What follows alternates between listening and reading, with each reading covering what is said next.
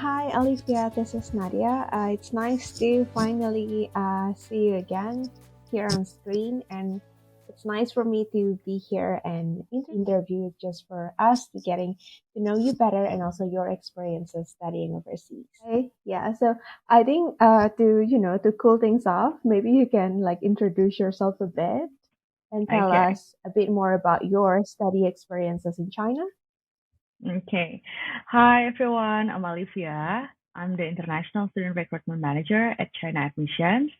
I'm from Indonesia. I have 8 years working experience in journalism and government in Indonesia.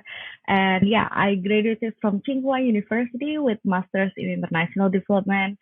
And I'm currently pursuing a PhD in public management at Fudan University. Oh, that's awesome. So, you mentioned that you study your master's and also your current PhD program in Mhm. China, specifically at Fudan University now.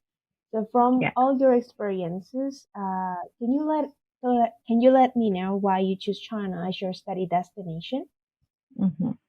Okay, why study in China? Uh, Maybe because I was working as a journalist for one of the national news TV stations in Indonesia. And being a journalist, I learned how to see opportunities, read future trends, and understand diplomatic relations between the countries in terms of politics, business, and technology. And then at the time, based on my research, I believe that studying in China would be open up new opportunities in my life. And I really inspired by two influential books. The first is The Mhm. Miracle of East Asia by the World Bank, and the second is The Rise of Asia by Parakana. So I think this book is explain the rapid development in East Asian region with a strong focus on China's central role in this transformation. So yeah, some key points included effective economics policies, government role, innovation and technology, market. So yeah, I consider China, we know like China is the second largest economy in the world Yeah. after America, and China is also largest manufacturing producer, largest trading country for commodity products. Yeah, so I think China has become a major engine of global economics. So everything maybe it will eventually become mad in China. So why not trying to understand China then? So yeah, that's my Hmm. consideration. Yeah. Yeah, definitely. I think China is getting bigger and bigger and it's getting more and more influential as well, right? Yeah. And true, maybe one day everything is gonna be made in China. Everything is like from Yeah. China to the world. Yeah.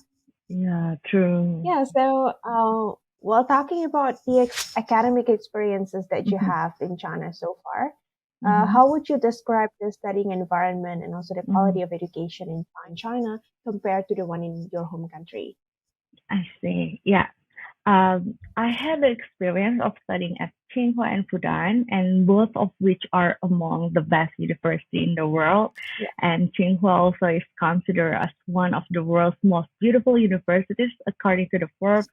So I love it. Like I would say it was one of the most extraordinary experience of my life, and I learned how to work and live like the Chinese people, how they achieving their success with brilliant accomplishments. And yeah, this is like I remember like the country whose GDP in 1970 was still equal to Indonesia, Hmm. and now which has now become the world's largest economy in the world. So I learned a lot, and I'm blessed to have learned from the best professors in China.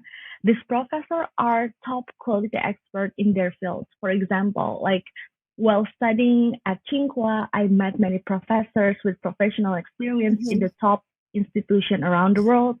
They are mostly had experience in the top world university in the Hmm. world, and then they were very very helpful. Not only did like learning theoretically, but they also shared their networks, helping me with the Hmm. various projects. And then when Indonesia held the G20 presidency, I worked as a consultant for the G20 Digital Innovation Network. And then my professors, my classmates, like connect me uh, from like for the people from the WHO, from the WTO, and then other multilateral organization to come to Bali, Indonesia. So yeah, that's really great network. And the studying environment was very collaborative and helpful.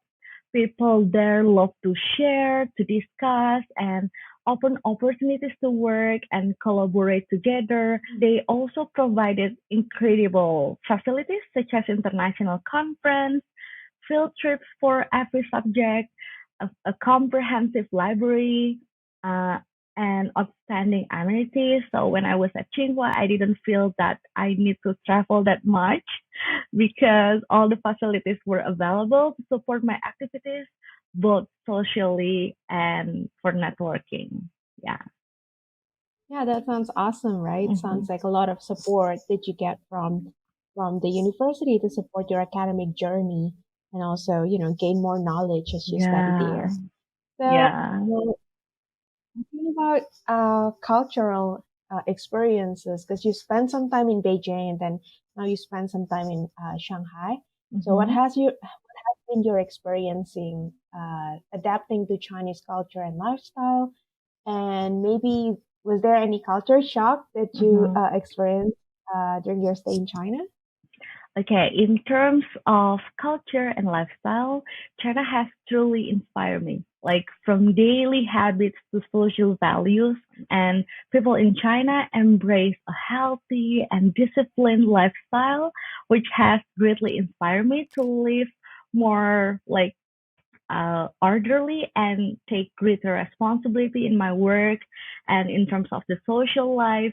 Chinese culture highly values the Asian tradition, which is they are such as respecting others, kindness of people in welcoming guests. Yeah, that kind of experience is inspire me a lot. That's great. And then Mhm. also about Chinese language, about Mandarin. So, how has learning Chinese Mandarin been for you?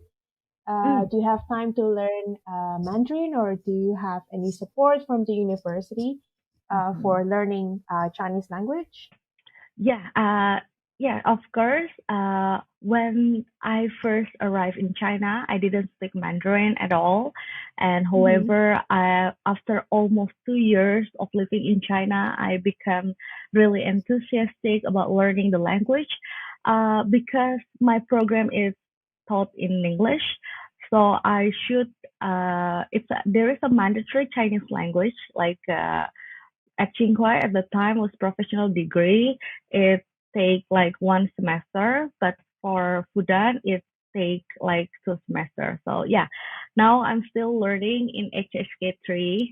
I know it's still beginner, but I'm so interested in learning Chinese because I think it was very cool for me to be able to communicate in foreign language besides English and yeah, being able to speak Chinese has made many things easier for me. It has like improved my quality of life in China and opened up opportunities for collaboration in terms of career, business, and moreover, like Chinese has now become a I think Chinese language now is become a global business language.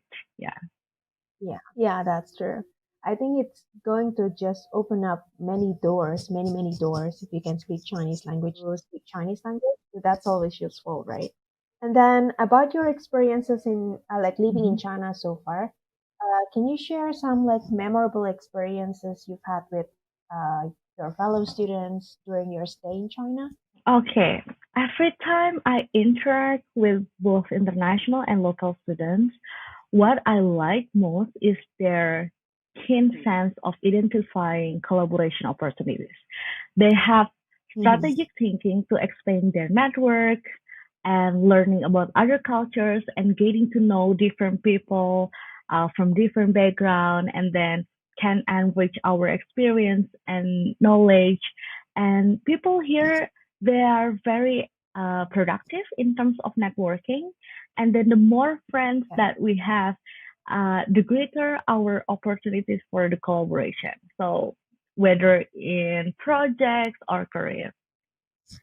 So if you could give Mhm. a rate from 1 to 10 about your experiences living in China so far, like what would the number be?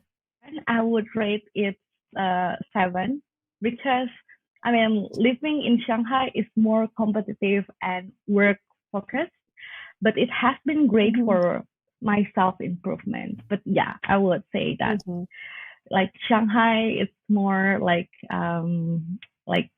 tough. Yeah. Right. So, well, after your master's degree from Tsinghua and your Mhm. current PhD studies at Fudan University, so what have you gained so far from studying in China, and Mhm. what do you hope to achieve in the future after you finish your Mhm. studies? Okay. I'm very eager to improve myself um, globally, whether through study or Mm-hmm. working experience. And that's the experience that I gained in China. And I believe that my hard work will pay off someday. With my enhanced skills and competencies, I will secure great opportunities, either at the international company or by making significant impact. That's great. So I'm pretty sure that you've had some challenges during your studies as Mhm. well. So how do you like overcome your challenges? Mhm. And if you could maybe like share some examples of the challenges you had and how you can overcome them, because I think it's pretty common for international students. It's actually a good tip to share with Mhm. fellow international students that often, during your studies or a new adventure in a new country, you will find challenges. But it's also important to know like how to Yeah, tackle these challenges because we have to keep on moving forward. Yeah. I think the studying experience in Shanghai is very competitive, and I wasn't used to with the high level of difficulty in terms of the competition. So I need to adapt. And yeah, I just did my best and then hope for the best. First, being consistent and then work hard, resilience, and the important things, I think, never giving up. Like that's the crucial part. So yeah, I'm trying my best to understand the context, the substance, and then trying to know more people, making friends, asking, like doing collaboration with them. I know, like some students, if they already stressed with their Hmm. study, they don't really want to like making friends. But yeah, the thing is, I'm trying to approaching them first, and then try uh to know them more, and then yeah, like I know there's always way if we want to do like if we are hoping for the best. Yeah, I guess so. Yeah. Hmm. Yeah, definitely. I think the key is just to never give up, right? And to, Yeah. strive for success. Hmm. Right. So, well, also from all these experiences that you have with doing your overseas studies, Hmm. of studying abroad, so what do you think are the benefits for international students that is able to study abroad? Okay. I think like the benefits of studying abroad is like we can stepping out of our comfort zone, thinking Mm-hmm. big, and taking risks are the major decisions that I believe are worth to try, like worth trying. If we don't dare, we won't know the outcome, right? So yeah, I believe that studying abroad, even though it might be uncomfortable for you, but it will become a valuable and worthwhile investment in the future. And yeah, I believe that we will find a supportive environment, valuable connection and networks in China. And like China, like I think have equipped me not only theoretically like theoretical knowledge, but also with the right attitude and personality So it's changed me as a whole. And then this experience has made me a resilient individual who never gives up. Yeah. I think one final question Mhm. for me would be about the advice or tips. Like, so do you have any advice that you would like to give to prospective international students considering studying in China? Because I know China is getting more and more popular as a study Mhm. destination for international students. But of course, people need some more guidance about that, or they need some more, on-hand experience or things like that. So, do you have any tips for future international students that is willing to study in China?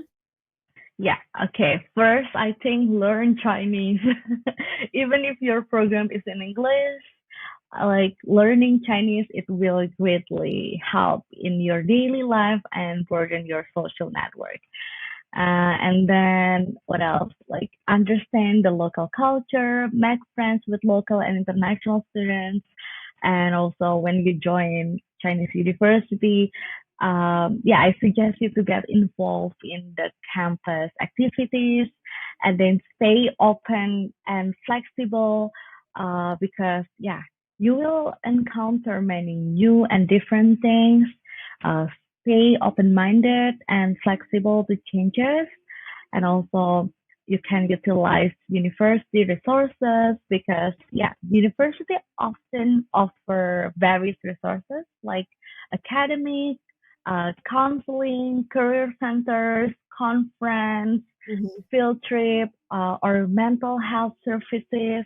Yeah, we can take advantage of all available facilities to support our studies and personal development. And last and not least, I think we need to like build professional networks, use this opportunity to build professional connection, attend the seminars, conferences, and networking events to expand your networks, your contacts. Yeah. Mm-hmm. Mm-hmm. I think one additional question for me, Mm-hmm. given that you studied at C9 League universities, Tsinghua and Fudan, which are, everybody knows they're very competitive to get in. They're like the best in Mm-hmm. China. Do you have any specific tips for students who are specifically they're getting into applying to like Tsinghua, Fudan, or like basically the C9 League universities? Okay, I think the first tip is you should make your profiles really, really outstanding. Like, why? Because the people that I know studying at Tsinghua, uh, they have really, really great background. For example, like they had Mm-hmm. working experience in the big four companies, and then working experience or like volunteering in like developing country. They are policymakers in their home country. They are building initiative projects like globally. So I think what we can do is we can learn from what we can learn what kind of profile that Tsinghua accept or Tsinghua want to be a student. First, basically, they want recruit a future leader. So I think before you apply, you need to being active with conference, with like volunteering or maybe working experience or something like that. And then the second point is like complete all your documents, because if your document is complete and then all the checklist points is outstanding, you do your best, I think there's like a chance to get admitted to C9 University in China. So Mm-hmm. yeah, because maybe some students they are not completed all the documents requirements. Yeah, it will of course it will be difficult, but if your documents is complete and then you are really really sure that all your documents is good, yeah, it I think it will be um you will get a high chance to get admitted. And recommendation letters is really important. Other supporting documents like achievements, uh, or like proficiency languages, yeah, it's also important. So make sure that you are really confident with all of your documents, then you are ready to get the beautiful or like the best result that we want. Yeah, so I think that's all. Mhm. Sure. Thank you, Olivia. So to sum up the tips, number one is to build your profile because technically they're the best university, so they recruit the best people as well. They want you to be the Yeah, leader, to be an outstanding one, and also to yeah, complete your documents. I think it's something that often students do not pay like very careful attention to it. That hmm, documents are that important for your university application, yeah, right? And also be confident with yourself and also with your result. yeah. That's true. Great, thanks for sharing the steps. I think it's very useful for a lot of international students. So, before we end today's interview, is there anything else that you'd like to share about your experience that we haven't covered today? I think it's all covered, but maybe I want to share. I would like to quote a book titled "The Future is Asian" by Parakana. Hmm. So this book is explains that the 19th century was the era of the European dominance, and then the 20th century was the era of American dominance, and then the 21st century is the era of the Asian dominance, particularly in East Asia, with countries like China, Japan, and Korea. But yeah, China is being the driving force of the global economy. And this argument can be scientifically explained. So, yeah, I think that's Hmm. all. Thank you so much for today's sharing session with you, Olivia. I really am happy to hear your stories and also your experiences studying and living in China. I hope it can inspire more and more international students in the future. Thank you so much, Nadia. Thank you for having me.